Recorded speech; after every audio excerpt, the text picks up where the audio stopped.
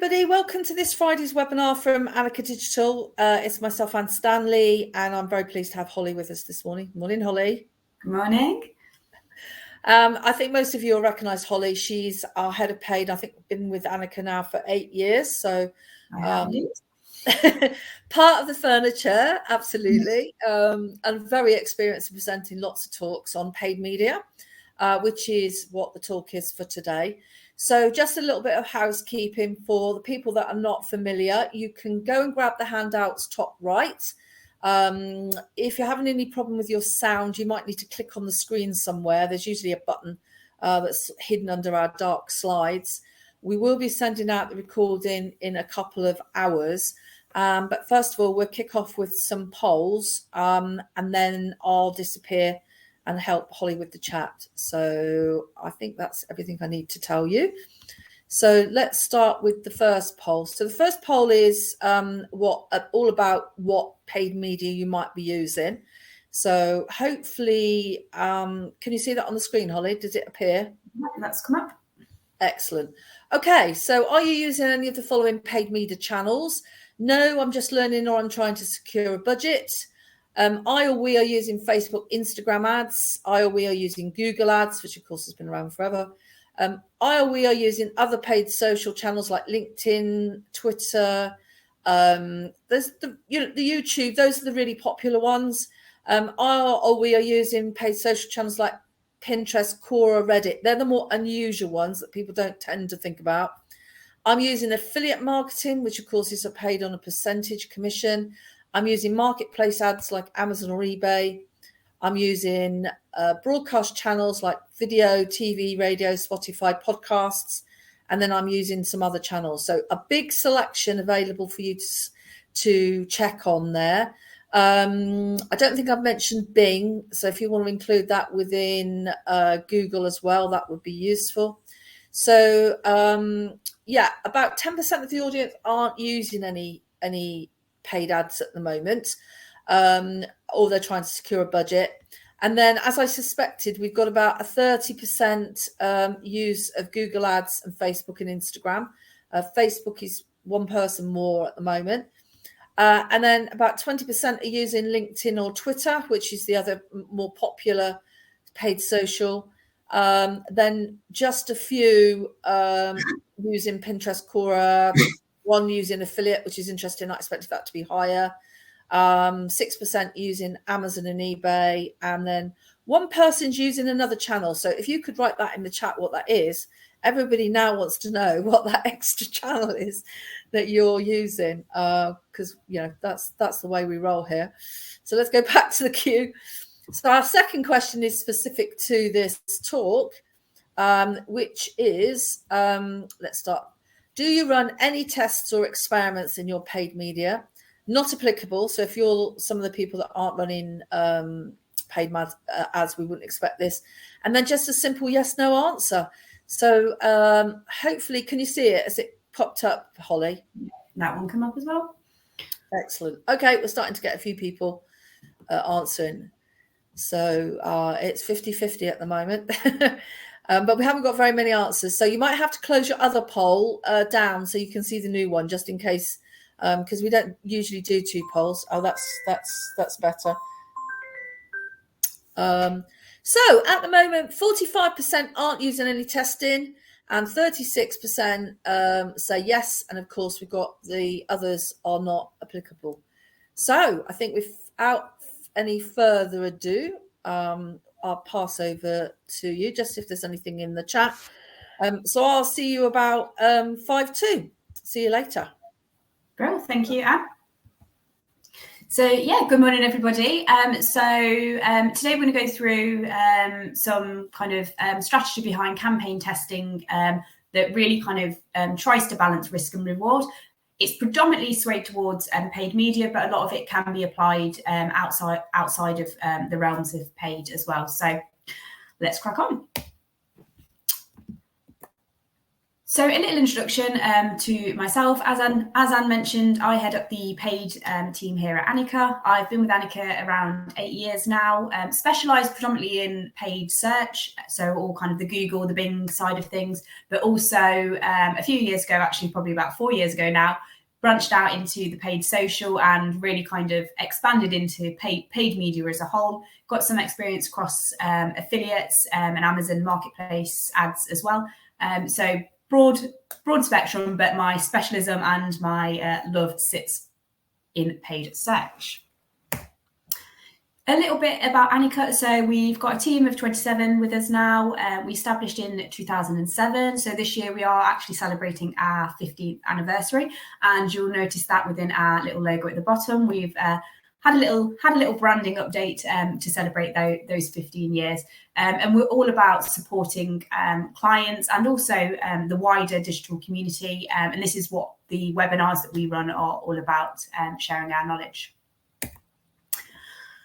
For our 15th birthday, we're on a little bit of a mission. So we've constructed four actually, missions. And these are specialising across B2B, for construction, also e-commerce and manufacturing. And we're pushing for kind of STEM and local. And you'll see if you kind of sit within one of those, we've started to roll out some specialised webinars that talk specifically within those remits as well. So keep your eyes out for those. So enough of that, and on to today's agenda. So in kind of summary, we're going to be running through what the importance of testing is, why you need to be testing, and what it means that actually if you don't test, what does that mean for your business, and how does that impact on your results. Some general barriers to testing and a little bit on now how we can overcome those, what testing actually involves, what does it look like, how does that differ from regular day-to-day management and optimization, and how you can measure or the importance as well of measuring your tests and being able to get that data accurately. So, ad testing and experiments. So really, testing is a building block of any paid media campaign. If you're not testing, you're not really you're not learning anything, you're not growing too much, you're stagnating. It's all about controlling the risk. So you could go ahead, and in some instances, you don't really have a choice if it's a brand new channel, but you could go ahead and you could make a change, and you could just decide for yourself without any data that this is what you're going to do. Actually, what testing allows you to do is control a bit of that risk. So you do it in a test environment, you only affect a portion of the traffic, and it may help you to gather that data without a detriment potentially to all of your results. So it just helps you to maximize the output through kind of data-informed decisions. Naturally, as humans, when we think about testing, and it really depends on the scale of the test. So some tests, they don't require any additional budget. Other tests, if you're launching into a new channel, you can be thinking, well, if I take this budget from here, actually, what if it goes wrong? Should I have spent it here, and would I have got more back from it? So our human instinct is really to question, what if it goes wrong?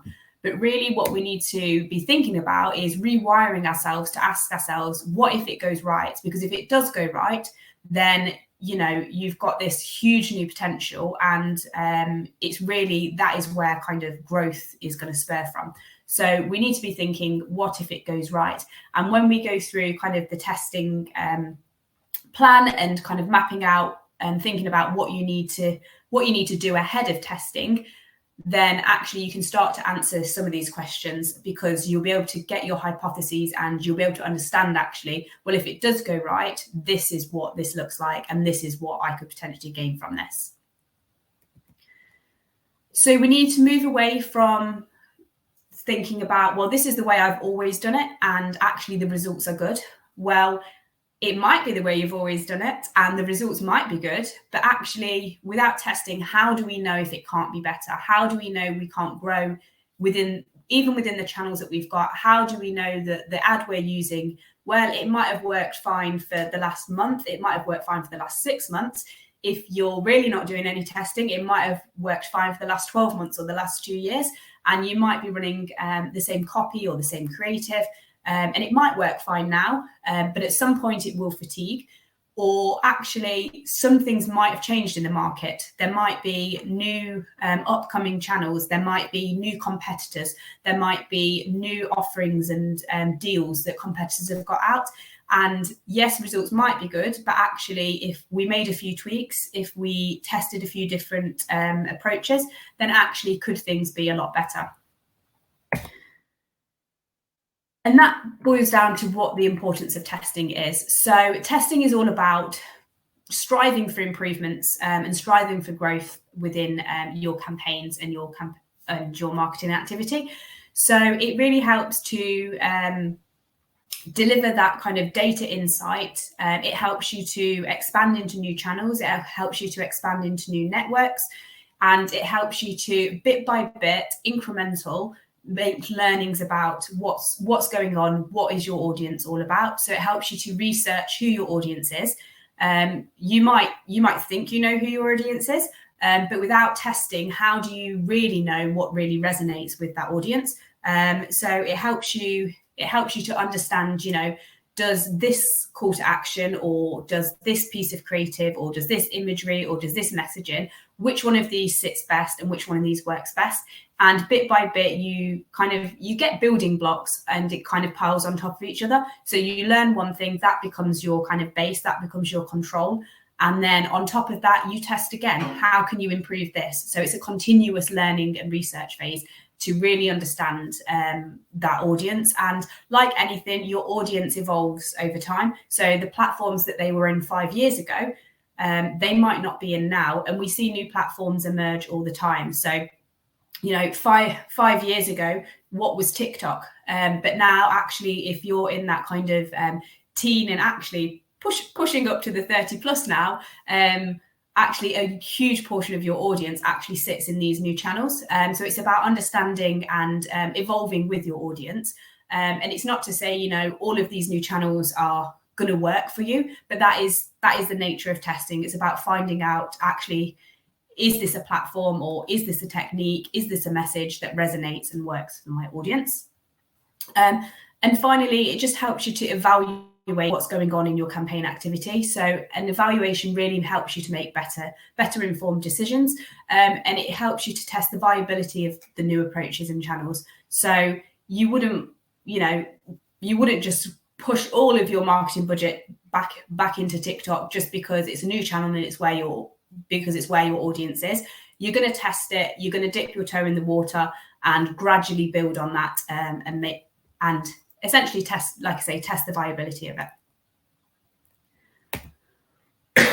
In terms of barriers to experiments, so when we think about testing, when we think about experiments, naturally you don't know what the outcome will be, and there are a few different barriers that we generally hear over time.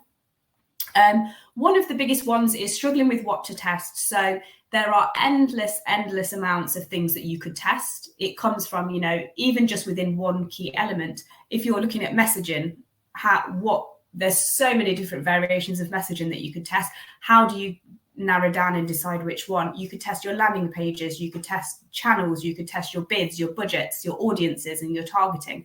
So there's so many different things of what to test.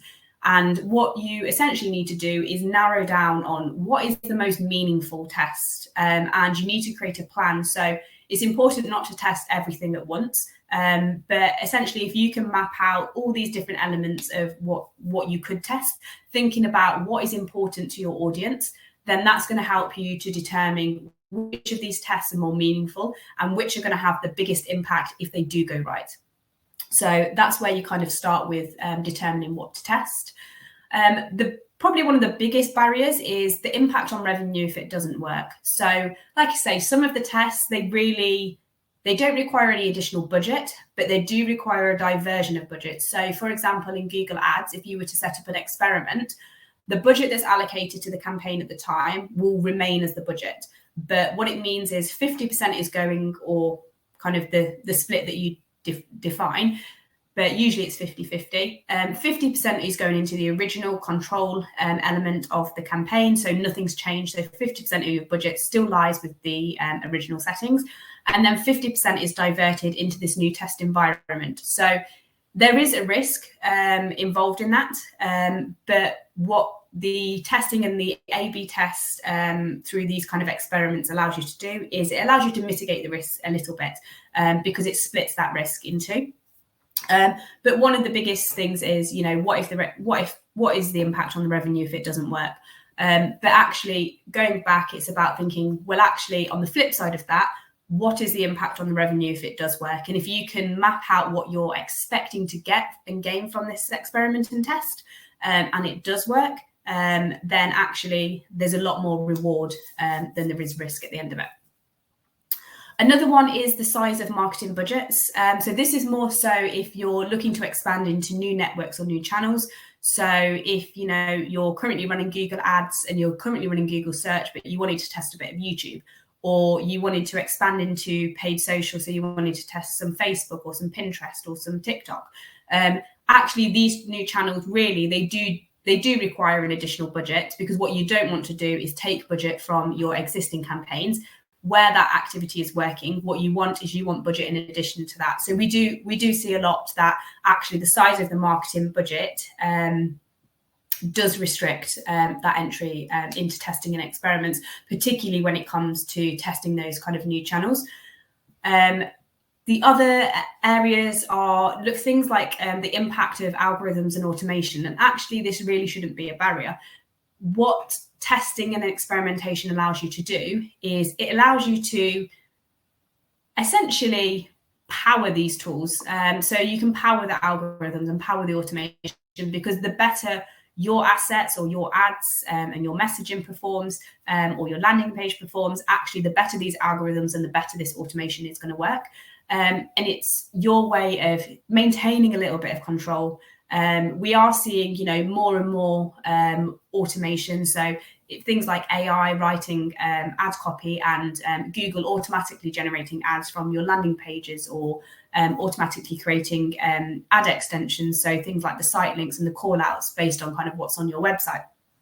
Well, actually, that's putting a lot of control into Google, who they see what's on your website, but they don't understand your brand, and they don't understand the values behind your brand.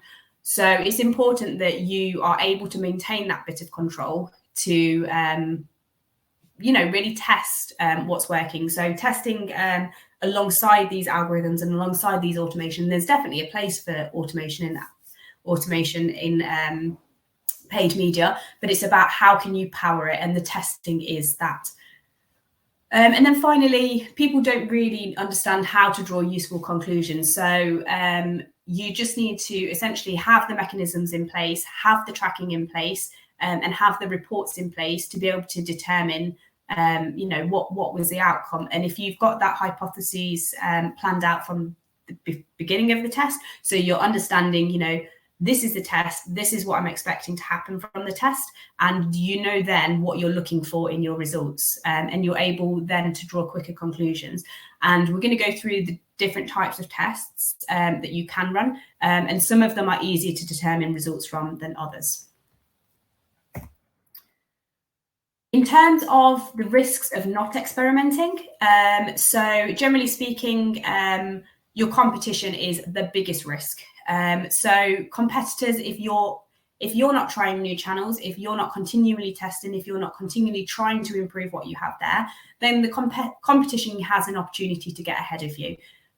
So if your audience base is flocking to a new channel and you're not there and you don't have a presence, but your competitor does, you're missing out on potential touch points with that customer. And it might be that it's not successful, but you don't know until you test. And the risk of not getting in there early is you might enter that channel at a later date. But actually, if your competitor's been there from kind of an earlier stage, they've already got learnings and they've already got data, and their machine is already powering and it's already working. So even if you enter at a later date, you're still one step behind. So it's important to get in there early and start kind of testing and building these things into your strategy.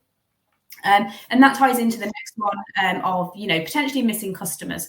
So if if they're not aware, if you're not aware of how customers are interacting and their kind of buying and kind of online behavior, then you're missing potential to interact across channels. And you might look at channels, and when we look at channels, so if we look at YouTube, for example, we look at YouTube, and actually if you look at the results from a YouTube campaign, you might not see that direct sale, you might not see that direct lead, because YouTube predominantly is going to be there from kind of an awareness and a reach perspective, and it's there to drive consideration. So you need to factor kind of all these things in, because as part of your kind of marketing strategy, what you can't always do is focus purely on kind of that end result of kind of leads and sales. Somewhere in there needs to feed the funnel. And what we're seeing in kind of data is that actually there's more and more touch points to a user's conversion funnel. So it's important to be there at the touch points and testing these new channels and evolving with your audience is one of the ways in which to do that.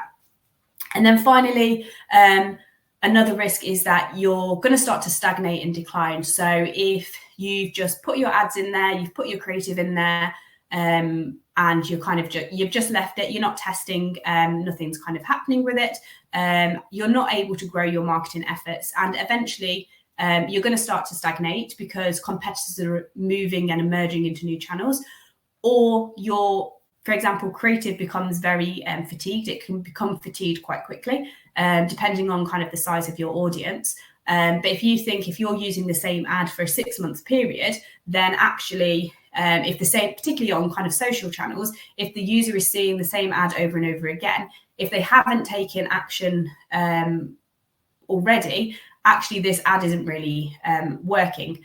So it's about kind of avoiding that stagnation, avoiding that decline in performance when the ads kind of do get fatigued as well.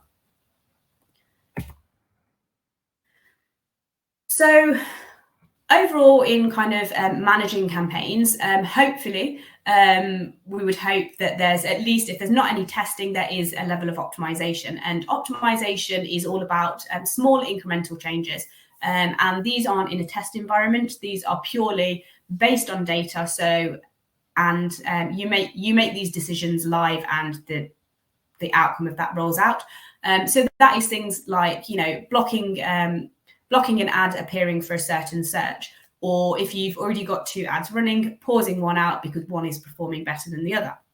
So optimization is those small incremental changes that we make on a day-to-day basis.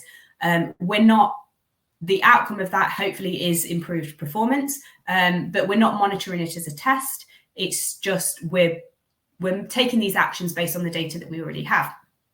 Whereas campaign testing is about creating or reshaping a campaign. So in platforms like Google, this could be looking at something like the bidding strategy, because if we test the bidding strategy, that reshapes the nature of the campaign. It reshapes how Google approaches the campaign as well. Testing, generally speaking, will have an allocated budget, and testing runs over a specific given time frame. And it also has isolated elements that you're going to track. So optimization is looking at kind of the bigger picture. It's powering the whole engine. Testing is about, okay, I'm going to change this one element, and what is the outcome of that? And it's about reporting back and making sure over this given time frame that you're kind of checking in and monitoring and measuring that. Whereas optimization, you can change multiple elements at once. So when you go into an account and you do some optimization, make some tweaks to improve the performance, you don't just essentially add one negative keyword. You might add 10 negative keywords all in one go. Whereas testing is about adopting one and changing that one element. So you know that this isolated element is the one factor in which it determines your performance as good or bad. So in summary of kind of this section, one of the kind of main takeaways would be that actually the channels that are common to you now, so things like if you're running Google ads, if you're running Facebook ads, they might be common to you now and they might be driving you really great results. but actually they were once unknown to you. So 10 years ago, you might not have been running Facebook ads. And at one point you had to make that decision and take that leap to go into Facebook ads. So you made that test at the time. And it's the same for new channels now. And if you look and if you think about what would your marketing look like if you hadn't taken that leap, how much would you be missing now in terms of revenue if you never ran Google ads, if you never ran search ads, if you never ran shopping ads, what would you be missing? And that can help you to kind of push forward in the kind of mentality and thinking about, opening up to these new channels and running these tests. So thinking about the types of testing. So the first one and the main one and really kind of the most popular one is A/B testing. So A/B testing is a very, very controlled experiment, and it allows you to split test the delivery of the ads or campaign and the control split of the traffic as well. So the A/B tests, they work purely if you're running within an existing channel. So you wouldn't A/B test a new channel, you'd A/B test something within a specific element within one of your existing marketing channels. And essentially what you do is within A/B test, there's two versions, and at the end you're comparing the versions to determine which of the test, or whether it's the control, which is the original element, or the test that performs better. And then you make a decision based on that data of, okay, do we roll out the test? Is that the new control element, or do we revert back to the original campaign because the test didn't perform as we would expect? And there are going to be instances of both. Not all of your tests will work. But the important thing is that you're doing the tests and you're learning, because actually, even when the test doesn't work, you've still learned something. So you've either learned that message or that image or that video doesn't resonate as well with my audience. So we know not to run that for future. And actually, you can then start again with a new test. So even if it doesn't work, you're still learning something about your audience, or you're reaffirming what you already thought. When it comes to A/B testing, though, you need to be really, really clear on what elements you are testing, and you need to ensure that all of the factors remain consistent. So if you're testing an ad message, you need to make sure that the landing page and the bidding strategy and everything else surrounding it remains exactly the same. Because what you need to be able to understand from an A/B test is that actually it was that very specific change and that very specific element that essentially caused the uplift or downturn in performance. So you need to be able to identify this element was the root cause of the performance. And that's what A/B testing is all about, having that one key element that you change that you can definitely say then, this is the reason why this ad performed better. And just on A/B testing, pretty much almost every element of your paid media campaign is open to A/B testing, whether it's audience targeting, whether it's messaging, whether it's creative, whether it's your landing pages, your bidding strategies. Pretty much everything is open to A/B testing. But as I alluded to earlier, it is about identifying which of those tests are going to be meaningful and which of those are going to get you the data that you need.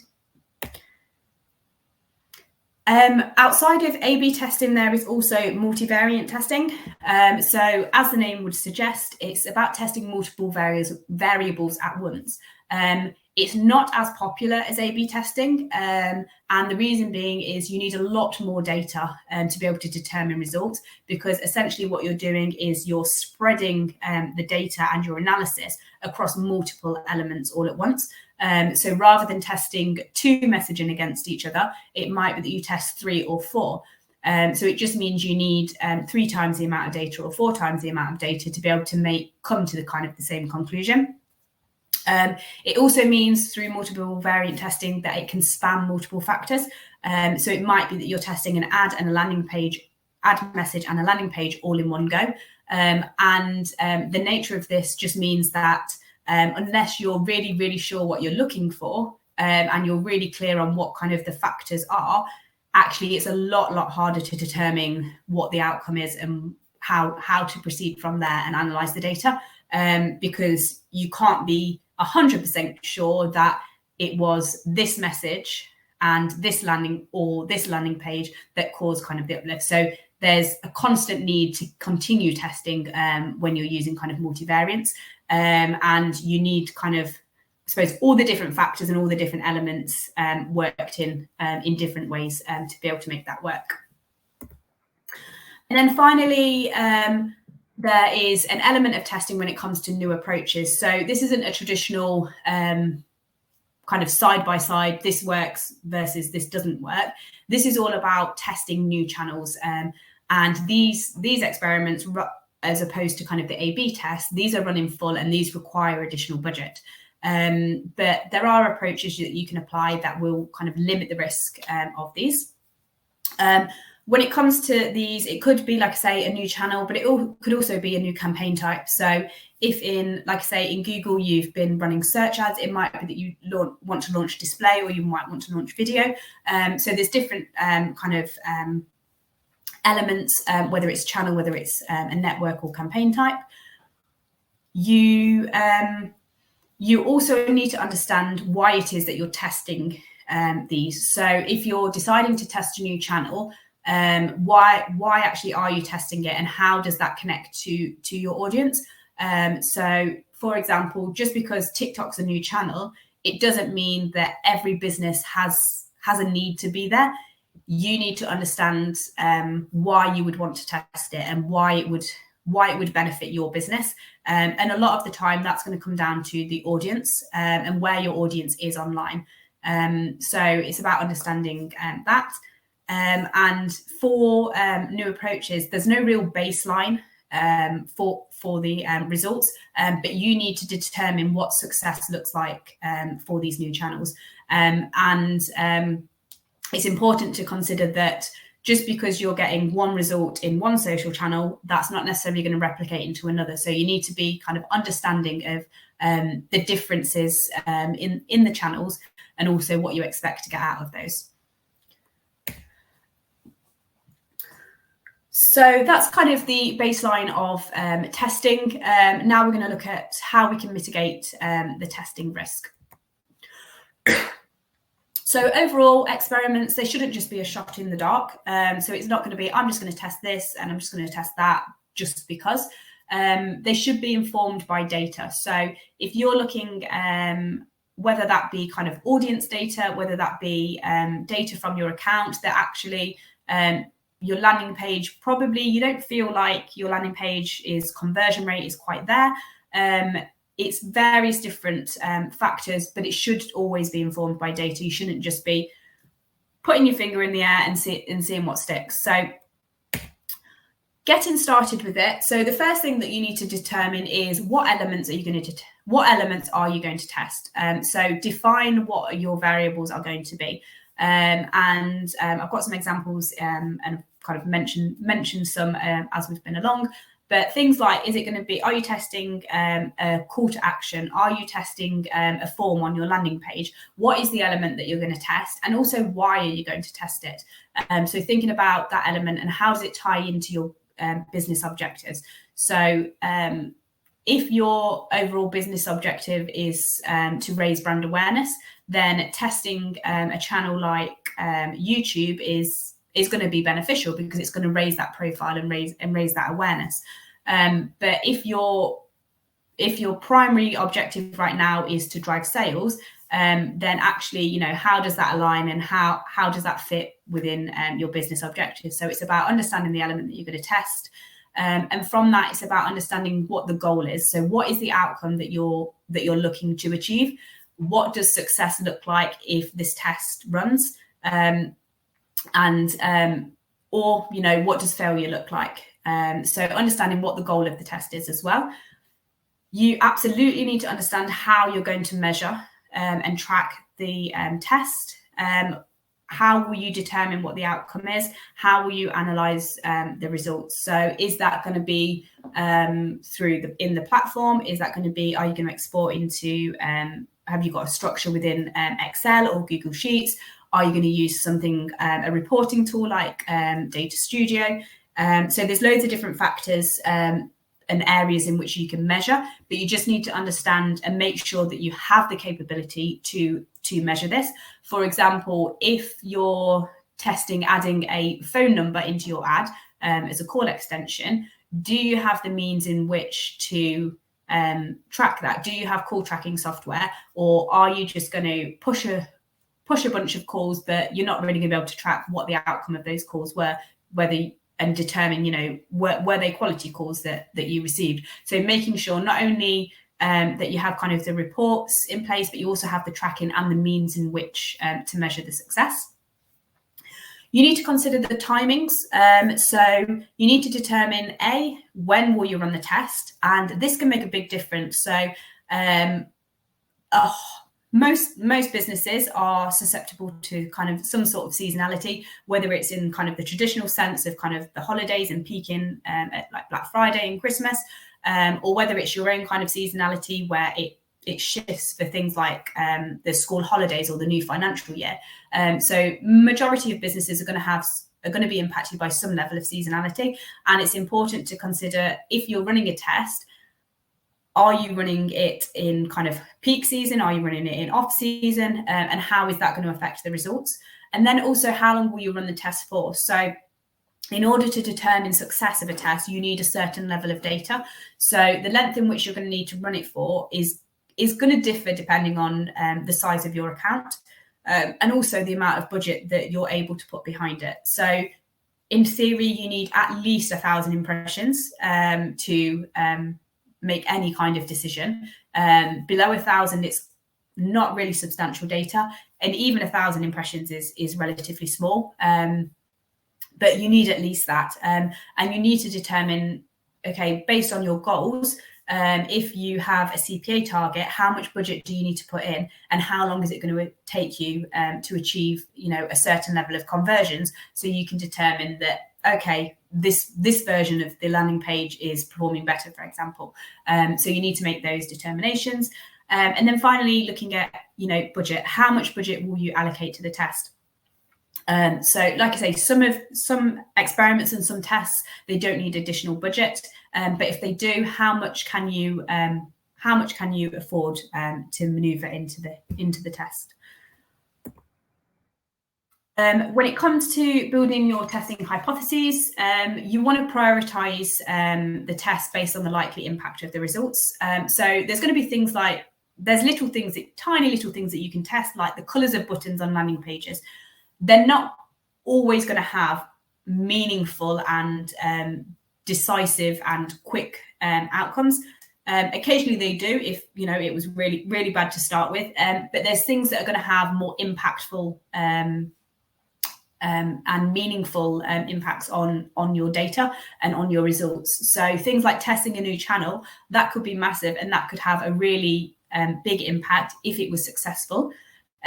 Testing things like lead forms is going to have a much bigger impact than testing the color of the button on the lead forms. If you're testing like the size of the lead form, that's going to have a more impactful impact than testing just that little color of the button. So there's various different things that you can test, and once you've outlined all the different things that you want to test, prioritize them based on the impact and how meaningful they'll be.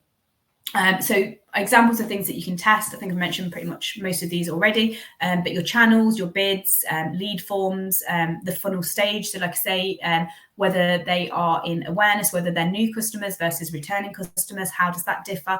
If you're able, if it fits within your business, you can test things like pricing and different offers. How do they impact on your results? Your calls to action, and also things like data collection. If you add more kind of data collection points, so kind of newsletters and things like that onto your website, does that improve your first party data, and can you use that first party data elsewhere? So there's lots and lots of different things that you can test. This is by no means an exhaustive list. As I say, pretty much anything within your paid media campaign is open to testing. And just some quick examples of what kind of testing could look like. So this is one from John Lewis, and this is a creative one. So you'll notice the only difference between these ads is the creative in the video itself. And that's one of the elements that you can test. And this is where it's important to have that one control and one variable element. So everything else, so the messaging above it, the messaging below, the call to action, everything is exactly the same. The only thing that's differing in these ads is that creative, and that's the test element. And you'd be able to quickly see that actually this version works better, and you can start turning them off. So it's understanding, making sure it's very clear that this is the element that's being tested. Everything else remains the same. Everything else is controlled. But testing can take on many, many different forms. Even when you just consider kind of one element, there's so many varying different ways in which you could test ad messaging. Example below is one that we've been testing quite frequently at the minute. And this is testing really between Google's control and a user control. So within Google Ads at the minute, everything is moved across to responsive search ads. And responsive search ads by nature, you submit up to 15 headlines, and it's advised that you submit, advised by Google, you submit as many as possible, at least 9, they kind of say, versus what we used to have, which was expanded text ads, where you submitted 3 headlines and you controlled in which order they appeared. Now, with responsive search ads, actually what you can do is within a responsive search ad, essentially you can create an expanded text ad where you only submit 3 headlines and you pin them in specific positions. So you are controlling how the ad is going to appear, because once you pin those headlines and you only submit 3, that is the only version of the ad that can appear. Whereas for the traditional responsive search ads where you submit multiple headlines, Google rotates, and depending on who the user is that's searching, when they're searching, how they're searching, what Google knows about this user and the keywords that they're using, adjust the headline for each and every ad auction. So you're never quite sure which ad variation is showing. And actually, Google is very, very limited on the data that it gives you. So it only gives you impression data for the different variations of the ads that it shows. So the one way that we've started to kind of test and control this is submitting these controlled versions with only 3 headlines. And through the use of labels, so we use labels within Google Ads, and that's kind of one of the really important elements. And I go on to about naming conventions in a little bit, is you need to be able to export the data and track the data through either naming conventions or labels to be able to analyze it essentially. So we use labels in Google Ads, and through this we're able to really clearly see actually at the minute the test version, which is the 3 headlines, is performing a lot better than kind of the multi-headline that Google is delivering out. So it's about, tracking these elements, testing these various different elements, and there's so many that you can test. It's a never-ending pool. Once you've done one test, there's a new test to be launched. So it's a continuous cycle of testing and improvements. When it comes to budgeting for your tests, it's recommended really that you have a core budget and that you have a test budget. And what that just means is that any of the experiments that you do run, it's not impacting on your existing activity. So any test that you do, it goes above and beyond. Which means that if your core budget is able to achieve, and it should be able to achieve 100% of your marketing goals, then actually anything that the test achieves above and beyond that is icing on the cake. It's a bonus, and you can expand out, and then for your next budget, you can take that into account. But for now, it's above and beyond your core budget. And usually what we'd say is a test budget usually would account for between 5 to 20% of your overall budget. It really depends on kind of the size of the budget and how much you can afford to put into testing. But testing is so important. Like I say, some of the tests, they don't require additional budget, but it just requires a mindfulness that actually if you're diverting, say 50% of the budget for this campaign, actually either your results are going to stay the same, they're going to go down, or they're going to go up. So it's just accounting for that and making sure that you're aware of what kind of the impact might be if your core budget needs to deliver that 100% of your marketing goals. So when calculating your budgets, once you've got your testing hypotheses, you should understand what the goal of that is. So for example, if your focus was to get more conversions, you can work backwards from this to determine what your weekly budget, and then depending on how long you're going to run the test, what your monthly or 2 monthly or total test budget needs to be. And there's quick and easy way. You can do it based on conversions, you can do it based on traffic, you could do it based on revenue, but there's quick easy way. So for your conversions, all you do for your weekly budget is you times your target conversions by your current cost per acquisition. So this is based on the fact that you're kind of going to maintain the status quo. You're going to at least achieve the same cost per acquisition, because that is the aim, that is the hope for the test, but hopefully you'll achieve better. And then you're going to divide that by 7, and that's going to give you your total weekly budget. And like I say, if you're running it for 4 weeks, you can just times it by 4. But there's quick easy maths that you can do there. When it comes to tracking and measurement, as I say, you need to make sure you've got a sufficient tracking. So whether that's in platform tracking, so making sure that you've got, and hopefully if you're running any activity, if you've not, do get in touch. But if you've got any in platform paid media activity, making sure that you've got those pixels and those conversion tags in place, because that is going to be the core tracking mechanism, to make sure, particularly if we're focusing on conversions, that you're able to track that success. Outside of that, if you're going to go after kind of video views or anything like that, making sure that you've got your YouTube account linked to your Google Ads account, just so you can import that data.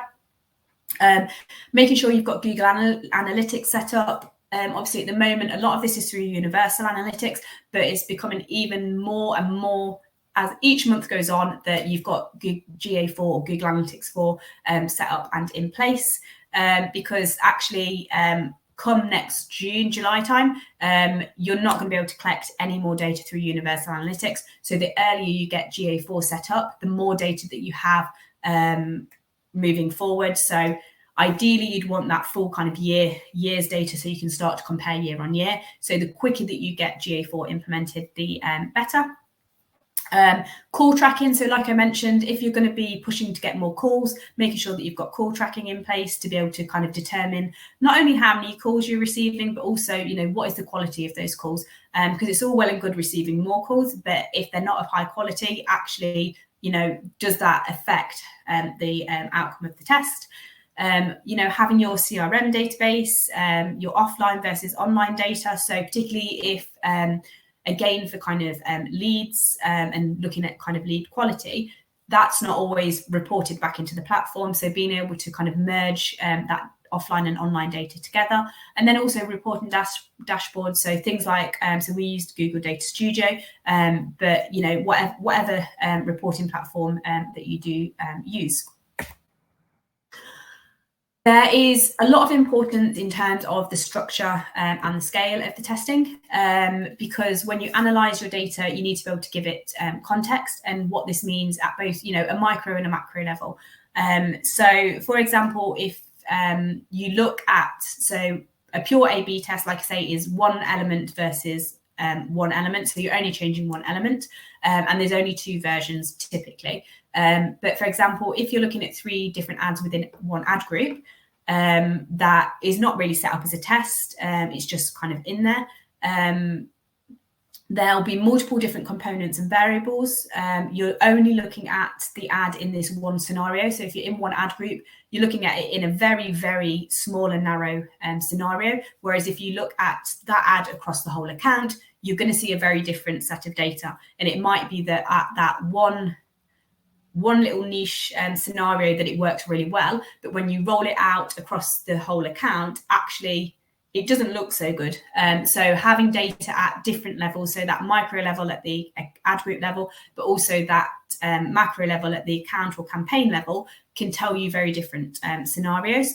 And where you've got potentially 3 different ads with multiple different components, you don't really know what the cause of the performance is. And actually, there could be, one element that's actually holding the best ad back. So the ad might be performing well, but if you took this one element out, is it performing better?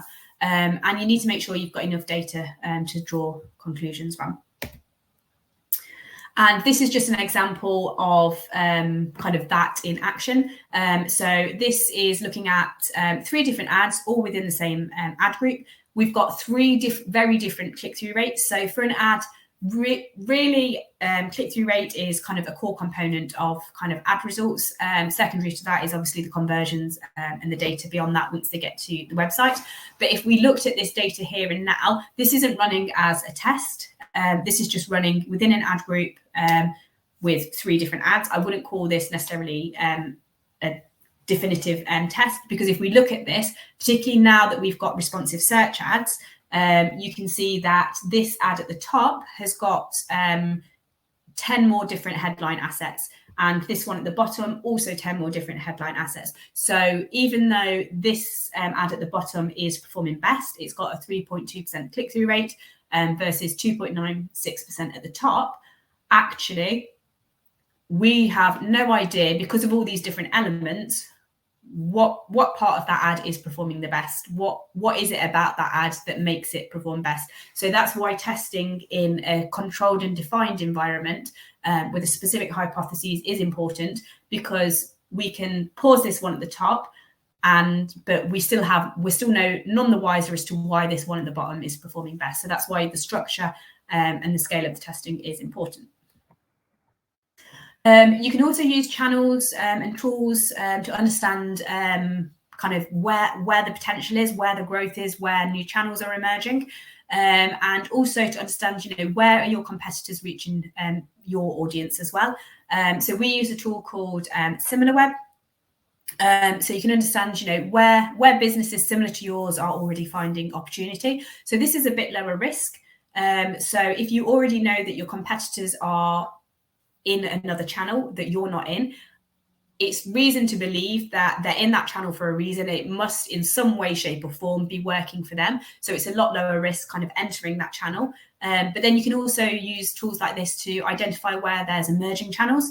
So where are your customers present? But at the minute, there's relatively low adoption. It's got higher risk because, the adoption is low. We don't know what this platform's doing. But there's potential higher reward because you could be the new and first one in that channel. You've got an opportunity to get ahead. So we use channels, and we can look at the growth or decline based on kind of the traffic share each month that we see. And then you can also track over time kind of the core channels by their kind of channel grouping. So you can identify, where is their potential, where is their growth, where is the decline, where do I need to kind of pivot and put more resource into.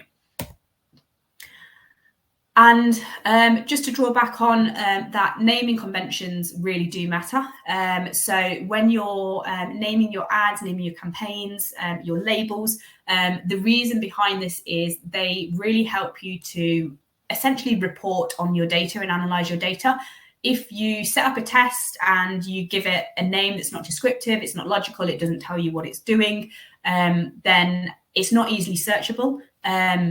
You might understand it, but potentially if somebody else goes into the account, they might not have any clue what it's all about.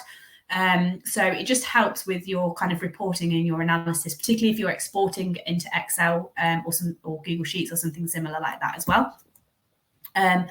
So when you come to naming, think about what information helps to define your test. So is that the audience? Is that the type of creative, the type of campaign? Is it the type of messaging? And you can also develop abbreviations and kind of share these with your team that help you to kind of define and pick out these elements. If you kind of export it into Excel again, and you want to kind of pivot or filter this data, you can start to filter down by the different kind of abbreviations. So for example, you could add in CTA, obviously common one, call to action. You can add in things like AM for add message. And then what you do is it'll be like either add message one and then a snippet of what the kind of key theme is, or the call to action. Is it a sign up? Is it a register? Is it a shop? Is it a learn more type of call to action? So it helps you to define and kind of report and analyze on your tests. But ultimately, it all comes down to, if you aren't testing, then actually, how are you going to make, informed campaign decisions? And if you're not testing, you're leaving a lot on the table for your competitors to pick up on. And that is all. So thank you very much for joining. I don't know if there's any questions. I will flick back. Hi, sorry, I just come back. You caught me by surprise there. There were some questions about smaller budgets, and one of the ones that I didn't know whether you mentioned it about different bid strategies, because obviously if you're running say a text campaign or a shopping campaign, did you mention changing the bid strategy as a testing? Yeah. So I had to take a call halfway through, so I apologise for missing that. But yeah, it was just the fact that if you've got a smaller budget, it's still worth testing the stuff that you're doing, isn't it? Because you can't guarantee you've got the best ads, and if you can double your conversion rate, you can get twice as many conversions from the same budget. Yeah, absolutely. So like I said, it's, there are tests, going into new channels where really you'd want a budget in addition to what you already have, because what you don't want to do is take away from what's working. If you've got something that's potentially not working within a channel, you could divert budget and test the new channel with that kind of spare budget, if you like. But yeah, there's so many different things that you can test within the budget that you have.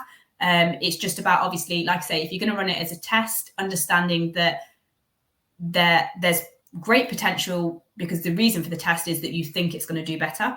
And so there's great potential that your results will increase. But also, just bear in mind that there could be kind of the flip reverse of that. But yeah, you should all be testing, whether it's ads. So things like ads, you can always test. Always be thinking of a test. Things like landing page tests don't cost you anything. So if you've obviously got resources in house to kind of adjust those tests, but kind of budget wise, they don't really cost anything in terms of ad spend. So there's loads of different tests that you can run that don't cost anything, that can all help to kind of give you those little growths and little nudges in performance. I mean, I think, one of the first lessons that I learned running an agency was when a client turned around and says, change all my ads, I've got a sale on, you have to go back and say, look, I'm really sorry.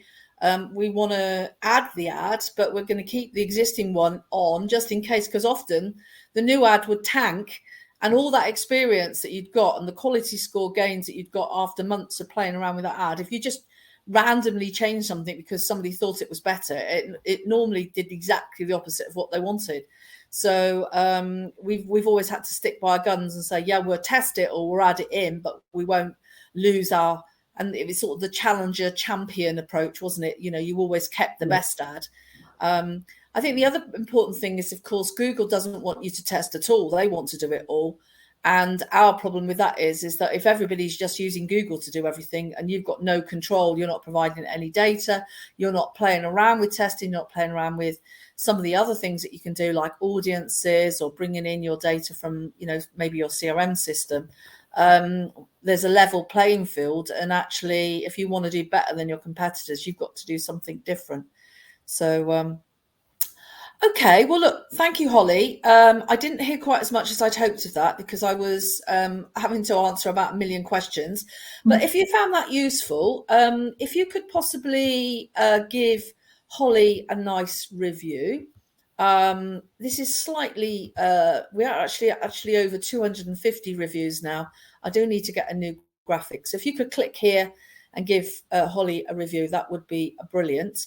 And next week we've got Emil talking, and I think he's talking, is it talking about Facebook, Holly? I think it's Facebook and Meta, new stuff in So it's another paid one. It's Facebook and LinkedIn. So yeah, please attend that. And apart from that, it's half term for many of us next week, and it's half term the following week. So if I'm not going to be around next week, but we'll see you in a couple of weeks' time. So thanks a lot, everybody. Just got one. Soon. All right then. Bye. Oh, go on. I was just going to say, someone's just asked one question. I was just going to answer it before we dip off. So, in terms of testing the forms, so in terms of testing kind of forms on landing pages, there's various different things you can do. Most of it comes down to kind of the fields that you test. So what we get, sometimes we get clients that have got really long forms, and actually just reducing the size of the form, thinking about, which parts of this form are crucial, do I need at this point to be able to kind of cover the lead and convert the lead, and which elements can I capture at a later date. So a lot of the form testing is about form fields, which are required, which are recommended, or which are optional, and also the size of the form. So can you just get away with doing name and email address? Do you need company in there? We see some that start to ask, what is the company size? What is the industry? Do you need all those fields, or could you take those out? So those are things that you can test with the form as well.